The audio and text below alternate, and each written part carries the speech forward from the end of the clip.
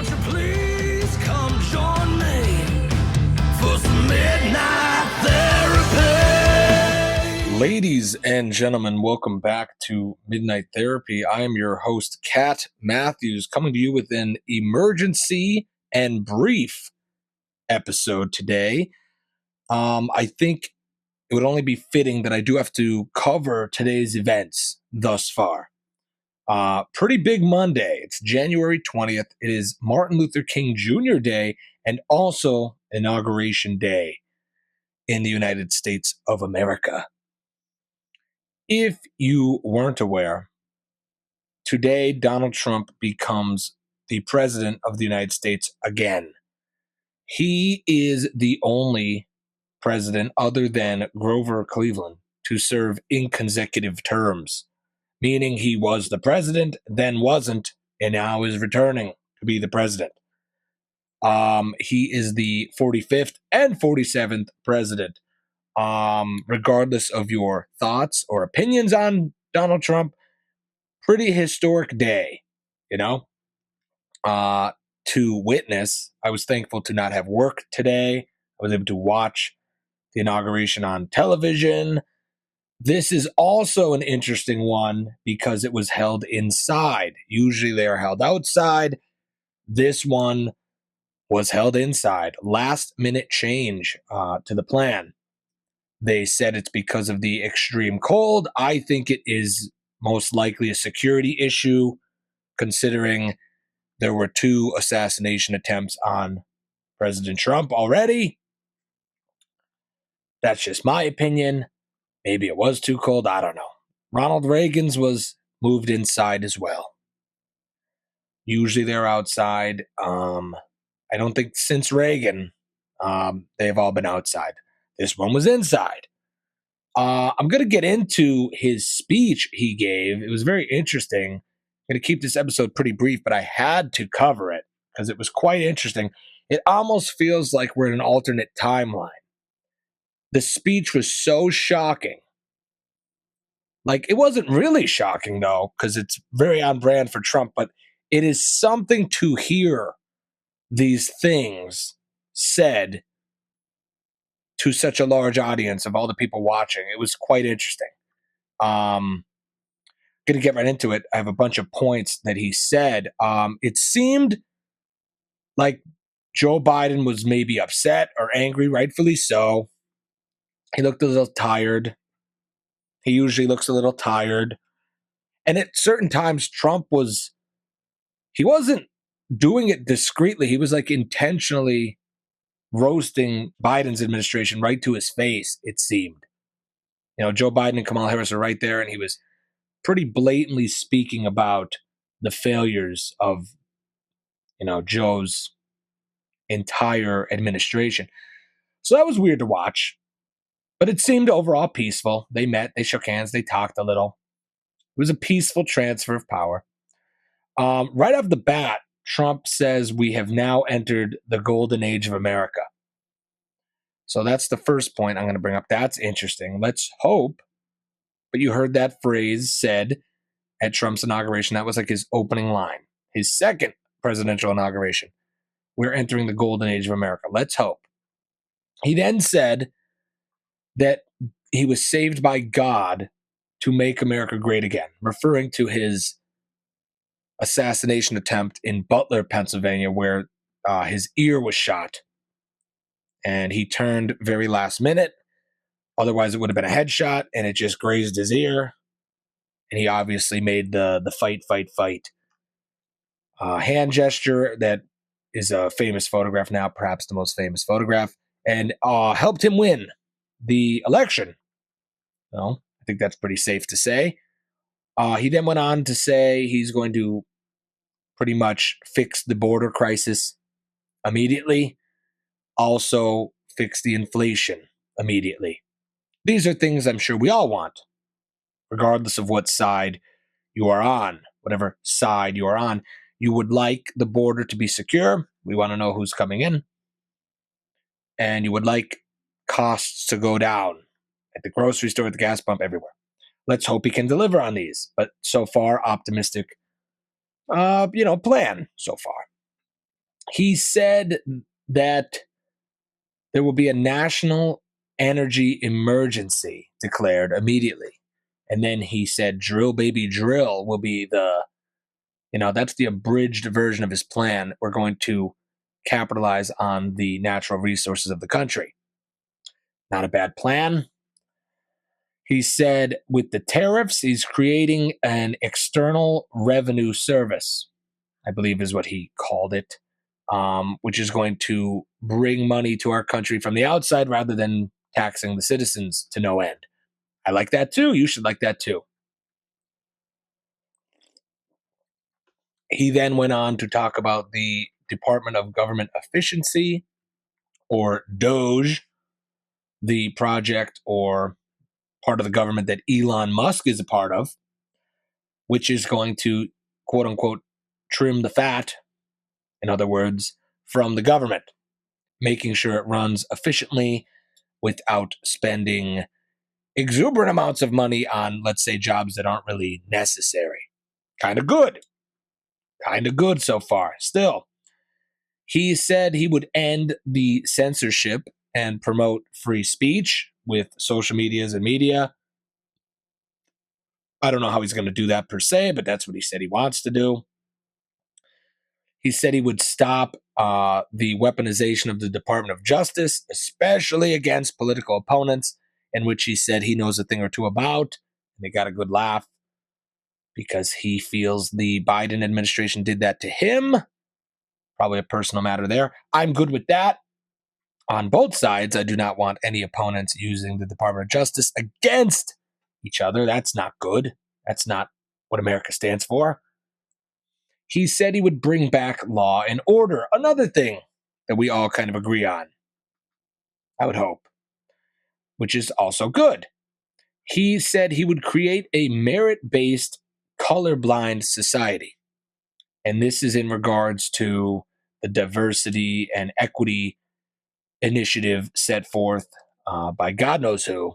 But he said he would rather society be based on merit rather than these intersections of society like race and gender and all that, which I think is also good, you know. And speaking of Martin Luther King Day, that's also what he stood for. By the content of your character, be judged by the content of your character rather than the color of your skin. So that was fitting on today's date. He then, this is where it gets crazy. This is what I didn't think I would ever have to hear at a presidential inauguration speech, but he said he will make it clear that there are two genders. He said there are two genders. I don't remember exactly how he said it, but he goes, I will make sure that it's known and established that there are two genders. And he said male and female. Will that be a law? Will that be a royal decree? I don't know. I don't know. Never thought I'd hear that. Never thought I'd have to hear that. But yeah, there's man and woman, he said, in other words. Interesting. If you have any opinions on that, let me know. He said he wants to leave a legacy of being a peacemaker and a unifier, which I'm all about. If you could be a peacemaker and a unifier, that's good in my books. And I hope it's good in everybody's book. This is where it also gets weird. He then went on.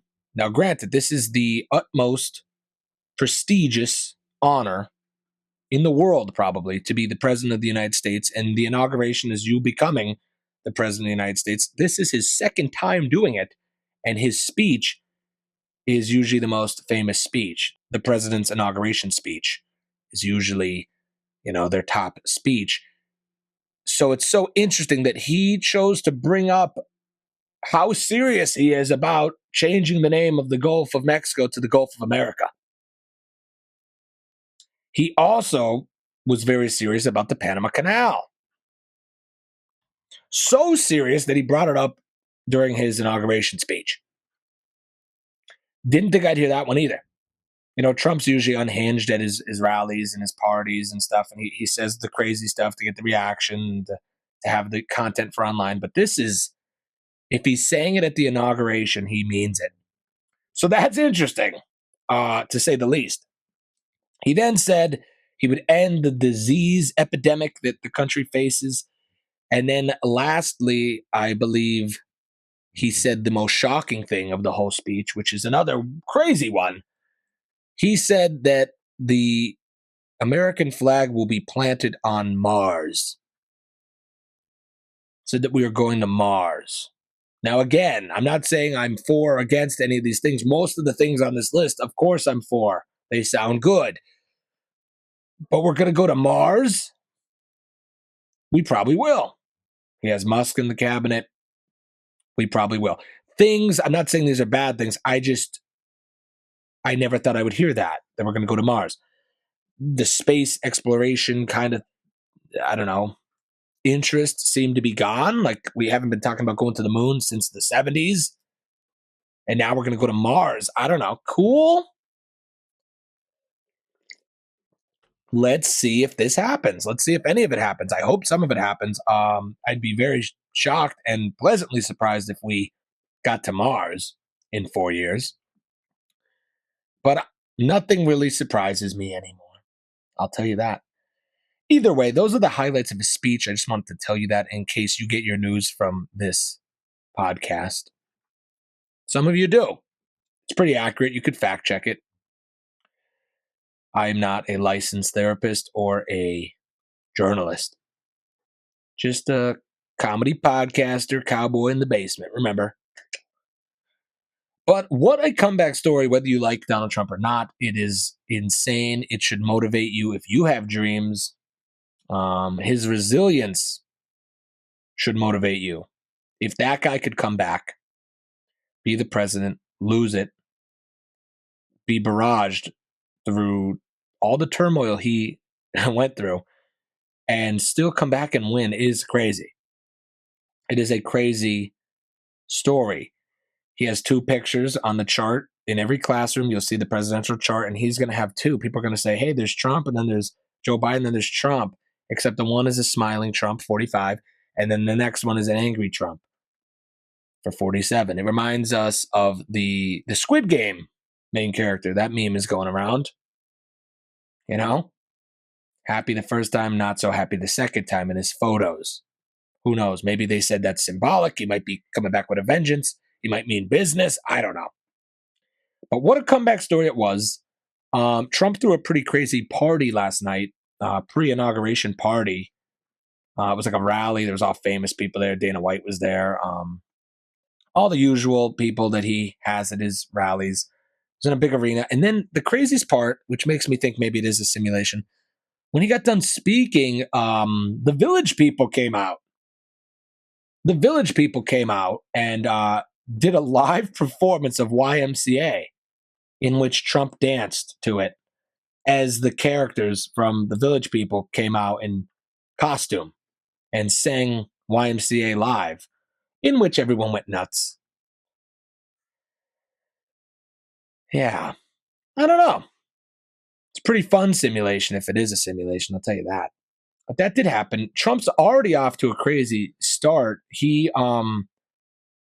I'm gonna give him the credit. I think he deserves the credit. The ceasefire began and the hostages were returned. Thanks to, I believe his name is Steve Witkoff. Steve Witkoff. I don't know.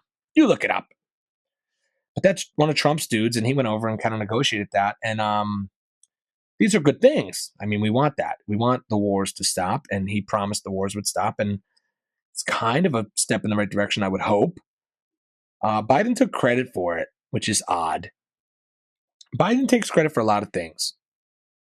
Biden the other day said he could have beaten Trump, which is weird. I guess they let him go off prompter. He was like, I could have beaten Trump. And that's kind of throwing Kamala under the bus. He's kind of insinuating the party forced him out, that the Democratic Party made him step down. And if they didn't, Biden would have won. That's not a good message to send out there. You know? That's not good. He also did some other things that are a little questionable. A lot of what Joe Biden has done has been questionable, but this is the worst one. The pardons, in which I brought up before. I even predicted that he was going to pardon some of these people. He pardoned a lot of his, inner circle, some of his friends, of course, his son. And then me and other people brought up the fact that he would maybe pardon Fauci, maybe Milley, maybe Liz Cheney. And it never didn't happen until this morning. Think about it. It's his final few hours until noon. He would be president. So he had, let's say he wakes up at 8. He had a few hours. And what does he do? He does a massive pardon. A ton of his family members he pardons. He pardons Dr. Anthony Fauci. Of course, you know who that is. He pardons Milley, General Milley. He pardons Liz Cheney. And he pardons the entire Jan 6 committee. Now, here's the only problem. And here was the problem with all his other pardons. Now, granted, let me give you a scope of how many pardons there were under the Biden administration. Under Obama, he had like the most. It was like just under 2,000. And every other president had, in modern times, had like 200 or under on average, around 200 in their entire time as president. You know how many Biden had? How many pardons Biden handed out? Over 8,000. Just keep that in mind for all the people that are like, oh, you're too hard on Biden. I don't know. 8,000 pardons. I'm going to tell you something. This is a fact, and I'm pretty sure about it. You don't preemptively pardon innocent people. You get what I'm saying? You don't pardon people in advance if they're innocent. Like, what do you just be an extra sure 8,000 times? It seems odd. It almost seems like an admission of guilt. He single-handedly admitted these people are guilty. I don't believe that you just hand out pardons just to be safe, right? Like, am I wrong? Am I wrong here? You know what I'm saying?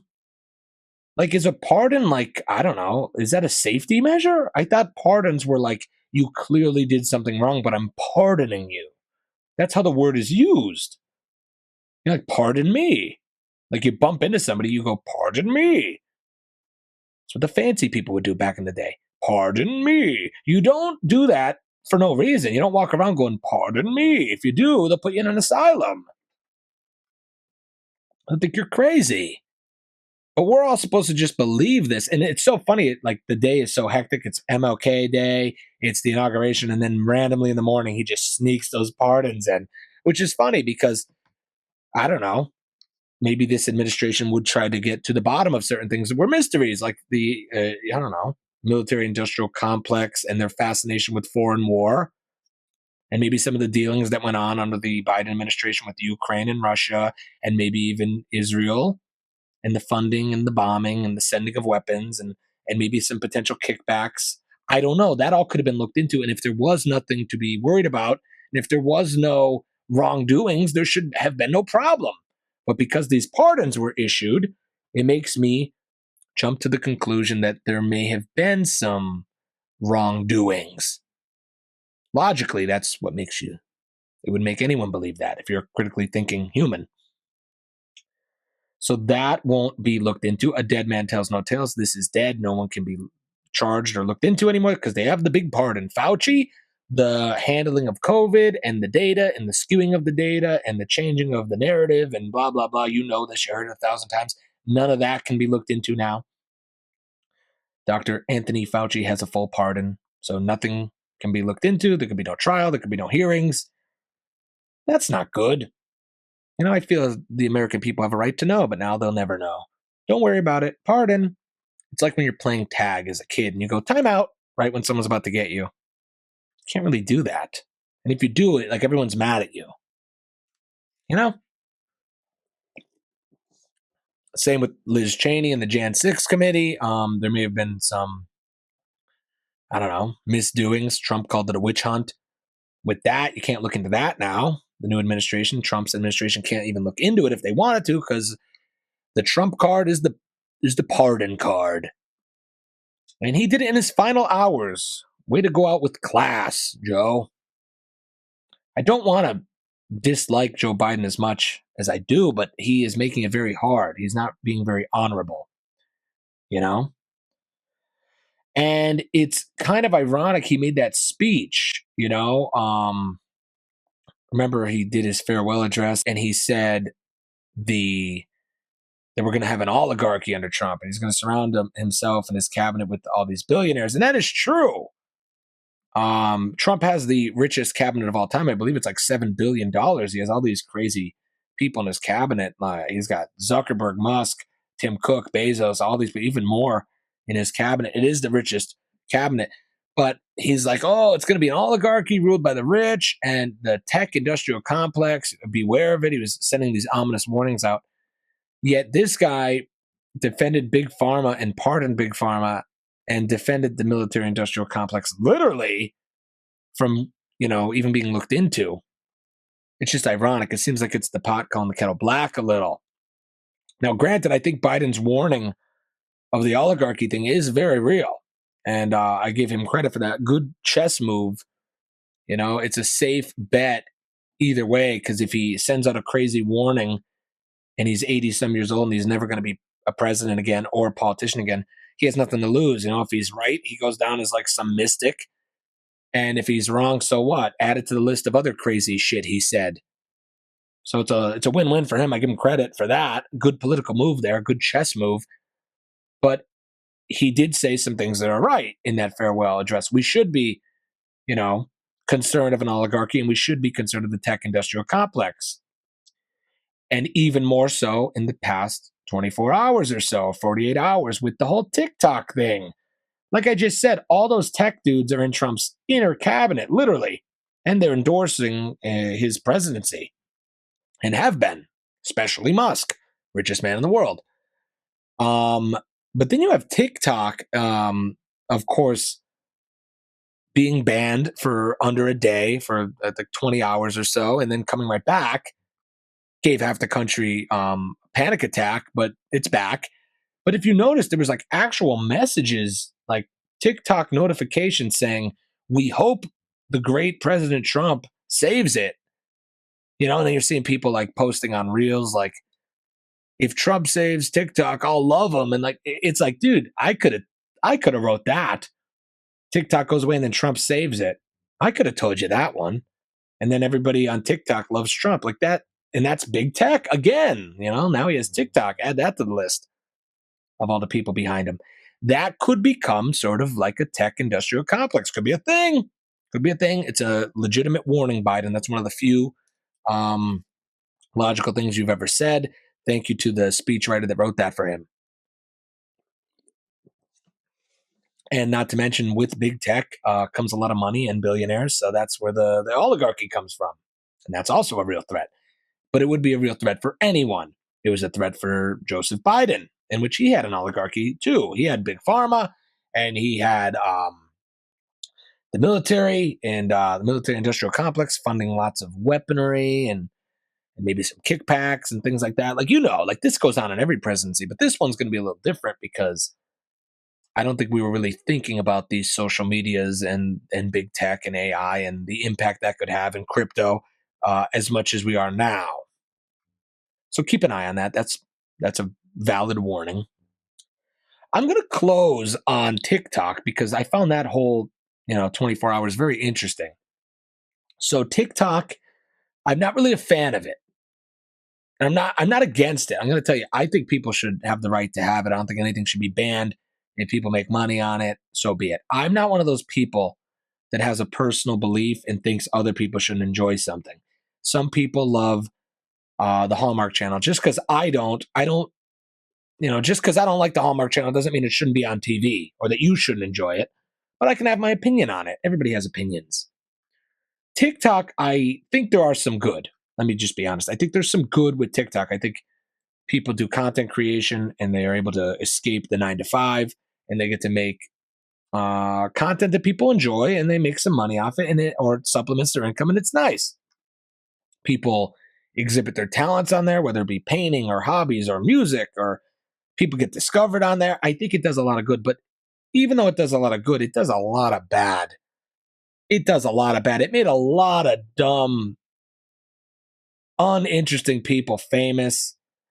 It changed narratives in a certain way that should never have been changed. Like it gave, let's say, it gave the microphone to people that really didn't deserve the microphone, you know? And that did some irreversible damage. I think it also polluted our youth. I think it ruined a lot of the minds, a lot of the young minds in this country where like they're not even able to sit down and eat dinner anymore without watching videos of like ADHD fuel, or people like throwing jars down the stairs and then breaking and it making colorful water go everywhere like that. Like that's not the best. It also made like these quote unquote careers out of people that have really done nothing. Quarter like the Hawk Tua effect. That girl said Hawk Tua. She's like famous and she's an influencer now. Like I don't like that. I don't think that's great. I think people doing a couple stupid videos and then becoming famous isn't great. It's like people bothering people at Walmart, like moaning in people's ears at Walmart. That's content. I don't know if that's great. Mothers filming every aspect of their life, like making their son's lunch, their kindergarten son's lunch, like cutting the sandwich, and that's content. People eating fast food in their car that know nothing, like they're not qualified. They're not chefs. They're not food critics. They just decide to drive to a Popeyes and show them eating the Popeyes to the world on TikTok, and it gets all these likes. Oh, that looks so crunchy and delicious. What sauce? I love that. Like, that's not real. And it's also a time waster, time killer. How many people, how many people spend hours of their life scrolling through mindless videos, learning nothing, hearing nothing, just like filler. People had a lot of anxiety, like when TikTok wasn't there. They're like, I keep clicking the button, nothing happens. What am I going to do? We were shopping, me and Christy. We heard like people say, I don't know how to cook without TikTok. That's where I get all my recipes from. It's a little bit of a problem.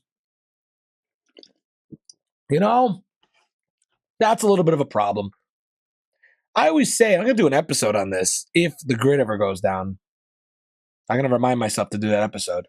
But if it ever did, we'd all be doomed. Think about it. TikTok went down for like not even a day and people had like a crisis.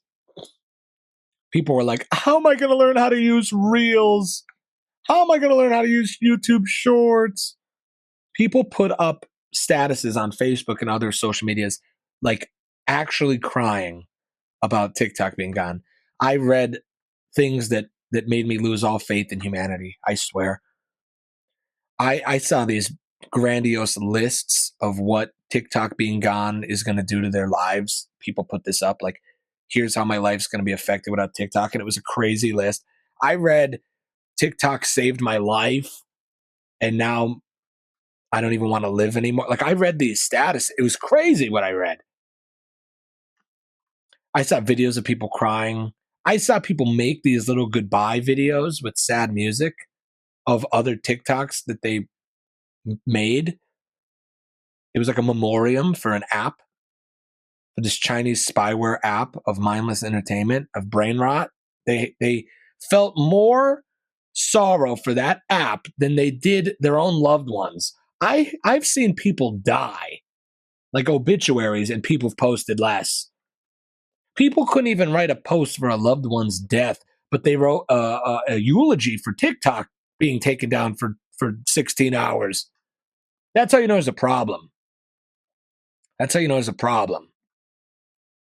People were more sad to mourn an app, an entertainment app, than a loved one. And that says something. And if China was spying on us and wanted to get an idea of how we react to certain things, they got all the data they needed. China's saying, well, take the app away from them and they'll just completely implode. How long do we have to take it away? Not even a day. They'd go insane.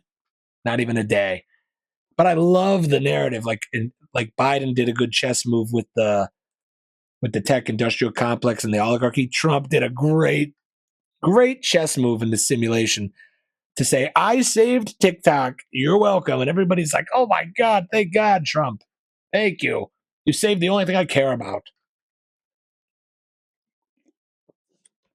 It makes you wonder, like, was COVID a test? Like, what can we make these people do? And like they did a test on us. It's like, what we're going to take TikTok away again. And it's like, no, please don't. We'll do whatever. It's like, okay, good. We'll keep TikTok. Like maybe they, like COVID, they're like, well, you won't be able to work. You can't fly in a plane. You got to get this vax. This would be like, you have to do everything or you can't have TikTok. It's like, oh, I'll do whatever. Maybe. Who knows? But ladies and gentlemen, Trump is the president again. For some of you, that's a nightmare. For others, it's the greatest day in American history. Be somewhere in the middle. Be happy and optimistic, but understand. Understand all perspectives. Maybe we could come together like Trump said. He wants to be a unifier and a peacemaker. Let's hope that happens. And remember, just like we held Biden accountable, we're going to hold Trump accountable if he doesn't follow through with these promises, if he gets a little carried away, if the oligarchy does start to form, if the tech industrial complex starts overstepping. We have checks and balances in this country. We have the right to protest, and we have this podcast to talk about it. And for now, you have TikTok to post your feelings on how you feel. You know, these are good things. That's why we have checks and balances. I don't think anything is going to get carried away. But like we said on the show, it's kind of possible with Jack Drinker and a little bit with Mikey. In the last episode, we talked about it potentially, getting out of hand. That could happen with any administration. We, the people, have to be diligent in paying attention. That's why I want people to pay attention. People all around me are like, oh, I don't deal in politics. That's your fault. You should. You should. If you live here and you have the gift and the blessing of being a citizen in the United States, that all those people at the border are coming here, they want that. You know why they want that? Because it's a gift and a privilege. You have it and you don't even use it, some of you. You are a citizen. That means you are part of the government. It's a government by the people. That means you can cause change. You can cause society to go in a certain direction if you're paying attention, if you are a critically thinking, aware citizen and individual. I encourage you all to get involved. Start paying attention. Start watching the show, getting your info from me, and fact checking it if you wish. Fact check everything. Get multiple sources. Put it all together, form one opinion. That's what you should do. And let your opinion be forever changing. Let it be malleable. You know what I'm saying? Let it be susceptible to change. Don't say, this is my belief and that's it. No, be a lifelong learner. Let your opinion be changed. Be open to things. Don't say blue no matter who. Don't say orange man bad. Say, here we are, 4 more years. Let's see what happens. If you're Democrat and you're stuck on that, you better hope that your party comes up with somebody in these 4 years. You have 4 years. I don't want to see these old names again. I don't want to see this old money. I don't want to see like, oh, he has a lot of favors or he's a good name. Come up with someone maybe younger and new and progressive and with a plan. You have 4 years to do it. We're going to let Trump do his thing for 4 years. If the country turns out better, you can't be that mad. If everything goes better, your life improves and America's more prosperous, then can you really be mad? You can hate Trump, but still, if the country gets fixed, you got to be a little happy. You got to be proud to be an American. That's the one thing I think that people let go of all Trump's negative attributes. They overlook them because he is truly patriotic. And I think people like that. I think people have a pride in their country, and I think they love what it stands for and all we've went through. It's symbolic that this is on MLK Day. That is America. Abe Lincoln, he brought up the Civil War, ending slavery and fighting to end slavery. That's America. Our contribution in World War II, doing that and saving the good people in this world and ending an evil force. That's America. The automotive industry, our cars, our planes, our inventions, the Industrial Revolution, coming together after 9/11, flying the flag, all our fireworks, our cookouts, our beer, our football.